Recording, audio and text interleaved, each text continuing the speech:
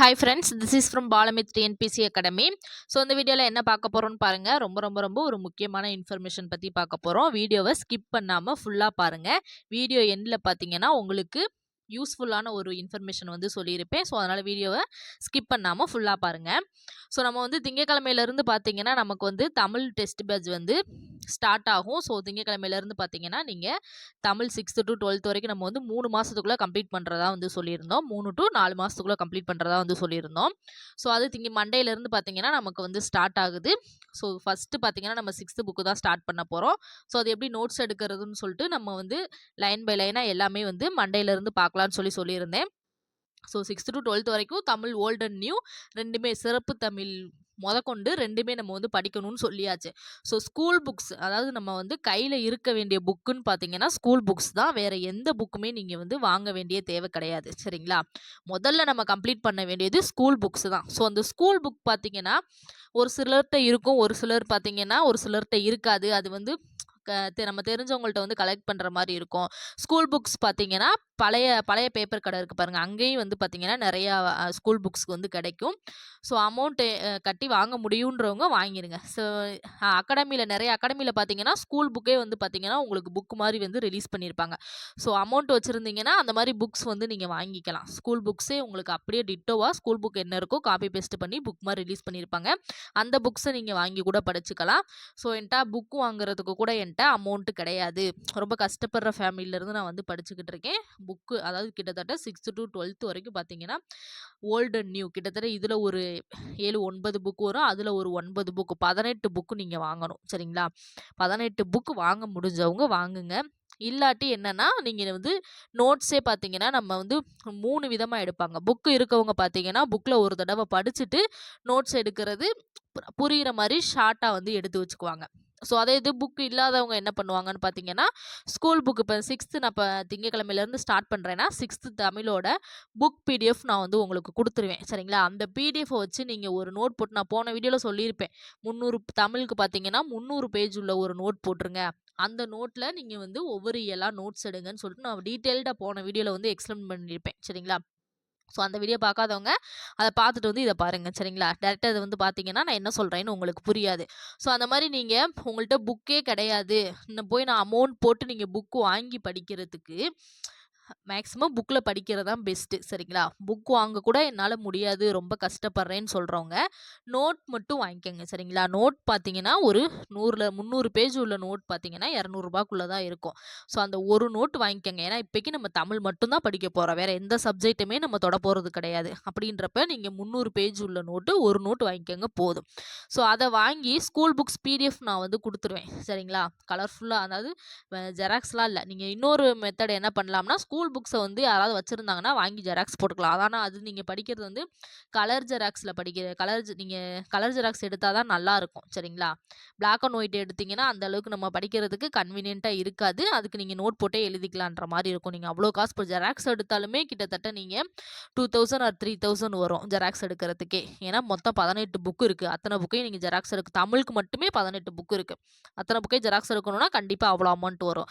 நீங்கள் அதே இது புக்காகவே நீங்கள் வாங்கினீங்கனாலும் 4000 கிட்ட கூட வரலாம். தமிழ் புக் மட்டுமே 4000 கிட்ட கூட வரலாம். சரிங்களா? ஸோ நீங்கள் அப்படி வாங்குறதுக்கு 200 ரூபாய்க்கு ஒரு நோட்டு வாங்கிக்கோங்க. சரிங்களா? நான் கடைசியில் வீடியோ சாம்பிளில் நான் நோட்ஸ் எடுத்ததை வந்து உங்களுக்கு காமிக்கிறேன். சரிங்களா? மண்டேலேருந்து அந்த நோட்ஸ் வந்து நான் வந்து வச்சு கிளாஸ் எடுப்பேன்.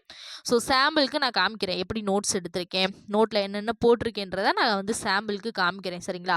அப்படி நீங்கள் அந்த மாதிரி ஒரு நோட் போட்டிங்கன்னா கொஞ்சம் நோட்ஸை நம்ம புக்கு நம்மக்கிட்ட கிடையாது, பிடிஎஃப் மட்டும்தான் இருக்க போகுது. அப்போ அந்த பிடிஎஃபை வச்சு நீங்கள் வந்து நோட்ஸ் வந்து பார்த்தீங்கன்னா ஷார்ட்டாக எடுக்காமல் கொஞ்சம் ப்ரீஃபாக எடுங்க. சரிங்களா? கொஞ்சம் ப்ரீஃபாக எடுத்தீங்கன்னா நீங்கள் புக்கே யூஸ் பண்ண தேவையில்லை. அதில் இன்னொரு பெனிஃபிட் இருக்குது. நீங்கள் புக்கையும் வச்சு நோட்ஸையும் வச்சு படிக்கிறப்ப அதாவது புக்லையும் நீங்கள் படிக்கிற மாதிரி இருக்கும், நோட்ஸையும் நீங்கள் வந்து ரெஃபருக்கு வச்சு படிக்கிற மாதிரி இருக்கும். அப்படின்றப்போ உங்களுக்கு வந்து மைண்டில் ஓடுறது கன்ஃபியூஷனாகவே ஓடிக்கிட்டு இருக்கும். இப்போ ஒரு 6th இயலில் பார்த்தீங்கன்னா இப்போ 3வது இயல் இருக்குன்னா அதில் அந்த 3வது பேஜ், சரிங்களா? இப்போ 6th புக்கில் 3வது இயல் எத்தனாவது பேஜில் இருக்குன்னு உங்களுக்கு நோட்ஸில் புக்கில் ஒரு நோட்ஸ் இருக்கும், நீங்கள் நோட்ஸில் ஒரு நோட்ஸ், அதாவது நோட் போட்டு ஒரு நோட்ஸு ஷார்ட்டாக எடுத்துருப்பீங்க.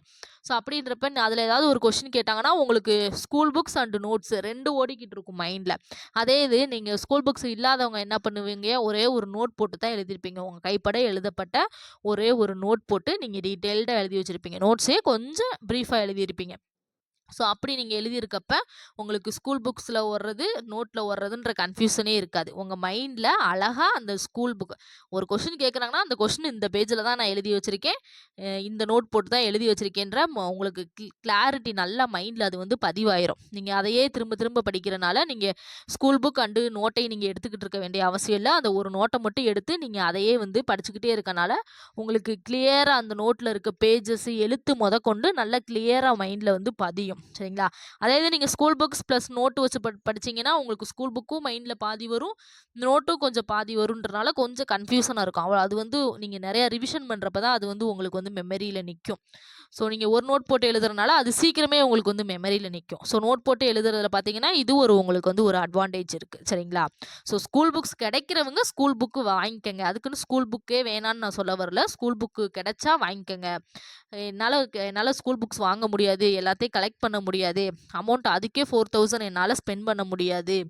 ஸோ அதனால் நான் நோட் போட்டு எழுதி வச்சுக்கிறேன். ஒரு நோட்டு 200 தான் வரும். 300 பேஜ் உள்ள நோட்டு ஒரு 200 தான் வரும். ஸோ அந்த நோட்டை நீங்கள் வாங்கி நோட் போட்டு ஒவ்வொரு இயலையும் நீங்கள் வரிசையாக நீங்கள் நோட்ஸ் எடுத்து வச்சுக்கிட்டிங்கன்னா உங்களுக்கு வந்து நீங்கள் பிடிஎஃப்பில் படிக்காமல் நீங்கள் நோட்லேயே படித்த ஒரு திருப்தி கிடைக்கும். சரிங்களா?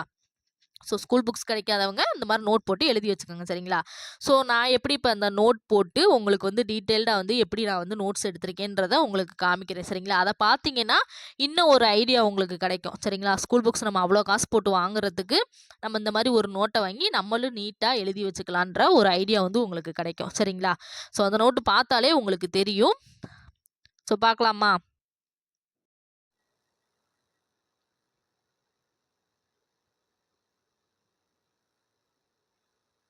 எனக்கு வந்து பார்த்தீங்கன்னா, இப்போ 300 பேஜ் உள்ள நோட்டு கிடைக்கல. சரிங்களா? அதனால பார்த்தீங்கன்னா, நான் 160 பேஜஸ் உள்ள நோட்டு ரூ. 120 வாங்கினேன். ஸோ இந்த நோட்டில் தான் பார்த்தீங்கன்னா, நான் உங்களுக்கு நோட்ஸ் எடுத்திருக்கேன். ஸோ அதை காமிக்கிறேன் எப்படி எடுத்திருக்கேன்னு. ஸோ ஃபஸ்ட்டு பார்த்தீங்கன்னா தமிழ் ஸ்கூல் புக்ஸ் நோட்ஸ்னு சொல்லிட்டு நான் முன்னாடி ஃபஸ்ட்டு பேஜ் நான் ஆல்ரெடி இந்த நோட்டை வந்து உங்களுக்கு காமிச்சிருப்பேன். செகண்டில் பார்த்தீங்கன்னா உங்களுக்கு செகண்ட் பேஜ் ஒரு 2 பேஜ் 3 பேஜ் விட சொன்னேன். எதுக்காண்டினா இண்டெக்ஸ் போடுறதுக்காண்டி விட சொன்னேன். சரிங்களா? ஸோ நம்ம வந்து பேஜஸ் இண்டெக்ஸ்னு ஸோ இந்த காலத்தில் பார்த்தீங்கன்னா உங்களுக்கு ரிவிஷன் கொடுத்துருப்பேன். எதுக்குன்னா நம்ம இப்போ ஒரு இங்கே 6th தமிழ் இயல் 1 நம்ம எழுதுகிறோன்னா ஸோ அதுக்கு நேராக பார்த்தீங்கன்னா நம்ம எத்தனை தடவை ரிவிஷன் பண்ணியிருக்கோன்றதையும் நம்ம இதில் மென்ஷன் பண்ணோன்னா ஸோ நம்ம இத்தனை தடவை ரிவிஷன் பண்ணியிருக்கோன்ற ஒரு ஐடியா நமக்கு எடுத்தோன்னே கிடச்சிரும். சரிங்களா? அதுக்காண்டி தான் இதை வந்து நான் வந்து இந்த ரிவிஷன் காலன்றதே நான் வந்து கொடுத்துருக்கேன். சரிங்களா? ஃபஸ்ட்டு பார்த்தீங்கன்னா சீரியல் நம்பர், அதுக்கடுத்து நம்ம எந்த ஸ்டாண்டர்ட் எந்த புக்கில் 6th புக்கா 7th புக்கா அந்த மாதிரி எடுத்துக்க போகிறோம். டாபிக்ஸ் இயல் 1ல் இன்பத்தமிழ் அதாவது இன்பத்தமிழ், தமிழ் கும்மி, வளர்த்தமிழ் ஸோ அந்த மாதிரி ஹெட்டிங்கையும் நம்ம வந்து டாபிக்ஸையும் எழுதிக்க போகிறோம். அது எந்த பேஜில் நம்ம நோட் போட்டு நோட்ஸ் எடுத்துருக்கோன்றதை எழுதிக்க போகிறோம். அதை எத்தனை தடவை ரிவிஷன் பண்ணியிருக்கோன்றதை நம்ம வந்து மென்ஷன் பண்ண போகிறோம். சரிங்களா? அதுக்காண்டி தான் இந்த 2 பேஜஸ் விட சொன்னேன். 3வது பார்த்தீங்கன்னா அடுத்து ஒரு 3 பேஜஸ் விட சொன்னேன். எதுக்குன்னு பார்த்தீங்கன்னா சிலபஸ் எழுதுறதுக்காண்டி. சிலபஸ் இன்னும் நான் ஒட்டலை, நான் ஜெராக்ஸ் எடுத்து வச்சுருக்கேன் சிலபஸை. ஸோ அந்த சிலபஸை பார்த்தீங்கன்னா நான் ஒட்டிடுவேன் பேஜஸில். சிலபஸை ஒட்டுறதுனா நமக்கு எழுதுகிற வேலை மிச்சமாகும்ல, அதுக்காண்டி நான் சிலபஸை ஜெராக்ஸ் எடுத்து வச்சுருக்கேன். ஸோ மொத்தம் பார்த்தீங்கன்னா 3 தான். பகுதி ஆ அதுக்கப்புறம் ஸோ மொத்தமே 3 பேஜஸ் தான் வரும். அந்த 3 பேஜஸையும் நான் ஒவ்வொரு பேஜஸ் ஒவ்வொரு சிலபஸ்ன்னு சொல்லிட்டு ஒட்டிடுவேன். சரிங்களா? ஸோ சிலபஸ் ஜெராக்ஸ் எடுக்க முடியாதவங்க பார்த்தீங்கன்னா நீங்கள் நோட் போட்டு அதை எழுதிக்கலாம். பகுதி ஆ இது 3ஐயும் நீங்கள் நோட் போட்டு எழுதிக்கலாம். சரிங்களா?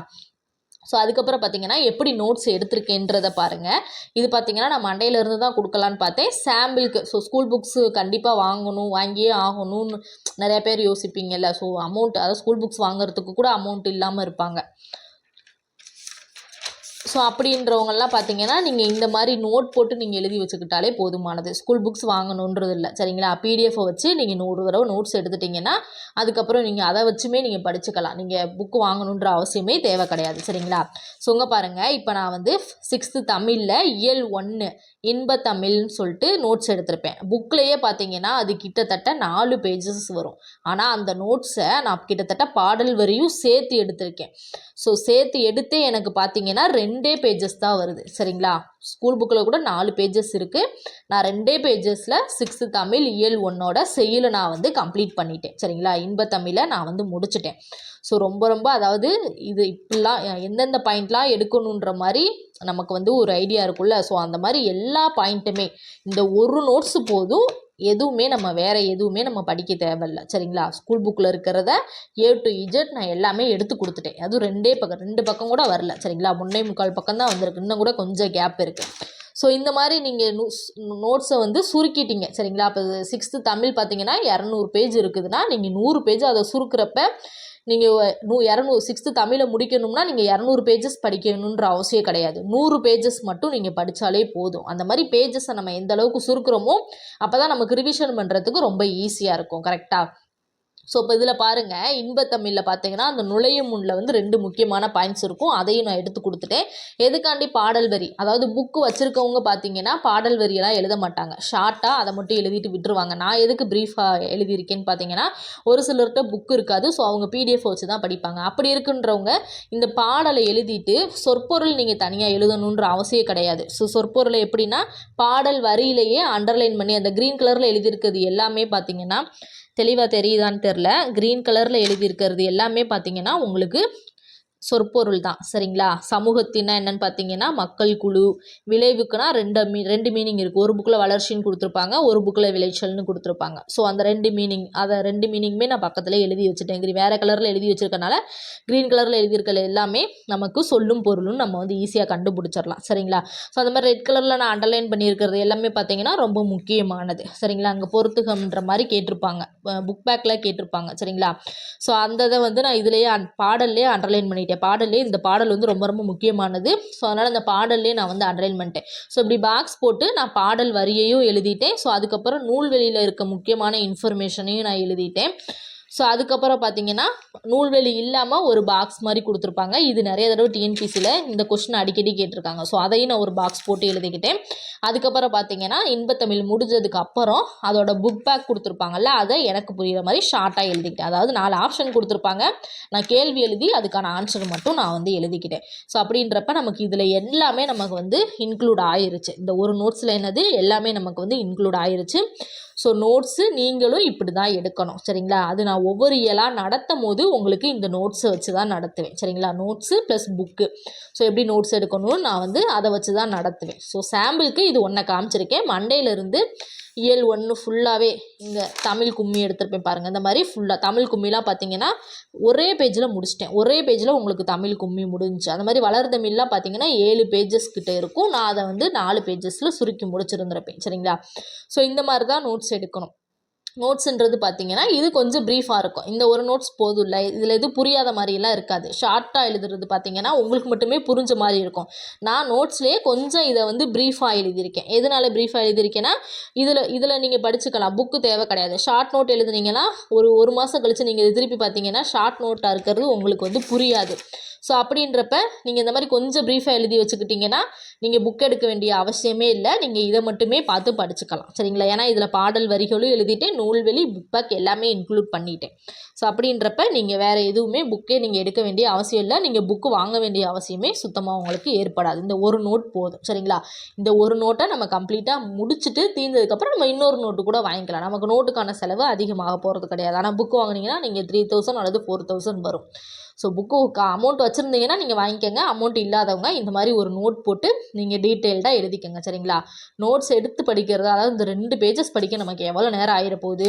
ஃபஸ்ட் டைம் நீங்கள் இந்த 2 பேஜஸை நீங்கள் நோட்ஸ் எடுக்கிறதுக்கு கண்டிப்பாக 1 மணி நேரம் ஆகும். ஏன்னா முக்கியமான பாயிண்ட்ஸ் எதுன்னு நீங்கள் புக்கை ஒரு தடவை வாசித்து அண்டர்லைன் பண்ணி அதுக்கப்புறம் நீங்கள் நோட்ஸ் எடுக்கிறதுக்கு கண்டிப்பாக ஃபஸ்ட் டைம் இந்த ஒரு செயலை உங்களுக்கு நோட்ஸ் எடுக்கவே கண்டிப்பாக நீங்கள் எழுதுறதுக்கு 1 மணி நேரம் ஆகும். ஆனால் நீங்கள் அடுத்து நீங்கள் நான் வட்டமாக அந்த இன்பத்தமிழ் என்ன அடிக்கடி நோட்ஸ் எடுத்துக்கிட்டேவா இருக்க போகிறீங்க? கிடையாது இல்லை, ஒரு தடவை நோட்ஸ் எடுக்க போகிறீங்க. அடுத்து ரிவிஷன் பண்ணுறப்ப இதை நீங்கள் 10 நிமிஷத்தில் படித்து முடிச்சிடுவீங்கல்ல. ஸோ அதுக்கு தான் இந்த நோட்ஸுன்றதே எடுக்கிறது. சரிங்களா, ஸோ அதே மாதிரி தான் இந்த தமிழ் கும்மியெல்லாம் உங்களுக்கு நோட்ஸ் எடுக்க கண்டிப்பாக உங்களுக்கு 3/4 மணி நேரத்துலேருந்து 1 ஹவர் கண்டிப்பாக ஆனது தான். சரிங்களா, ஆனால் நீங்கள் இதை படிக்கிறதுக்கு உங்களுக்கு 5 நிமிஷம் போதும். சரிங்களா, ஸோ இந்த மாதிரி நீங்களும் நோட் போட்டு கண்டிப்பாக நோட் எழுதி வச்சுக்கோங்க.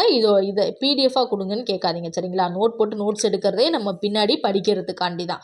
ஸோ அதை வந்து நீங்கள் பிடிஎஃபாக வாங்கி வச்சு என்ன பண்ண போகிறீங்க, பிடிஎஃப்லேயே படிச்சிங்கன்னா நிறைய பிரச்சனை, கண் பிரச்சனைலாம் வரும். அதனால் நீங்கள் இந்த மாதிரி ஒரு நோட் போட்டு அழகாக நீட்டாக எழுதி வச்சுக்கோங்க. நோட்ஸை பார்த்தாலே உங்களுக்கு படிக்கணுன்ற ஆர்வம் கண்டிப்பாக தன்னால் ஏற்படும் சரிங்களா. நீங்கள் போய் கஷ்டப்பட்டு சிரமப்பட்டு புக்கை எடுத்து வச்சு படிக்கணுன்ற அவசியமே கிடையாது.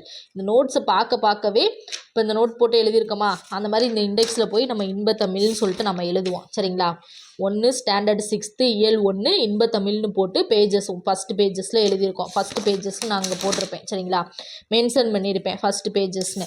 ஸோ அது நீங்கள் வந்து இங்கே வந்து இப்போ எழுதுவீங்க ஃபஸ்ட்டு பேஜஸ்ன்னு சொல்லிட்டு பேஜ் நம்பர் 1ன்னு எழுதுவீங்க.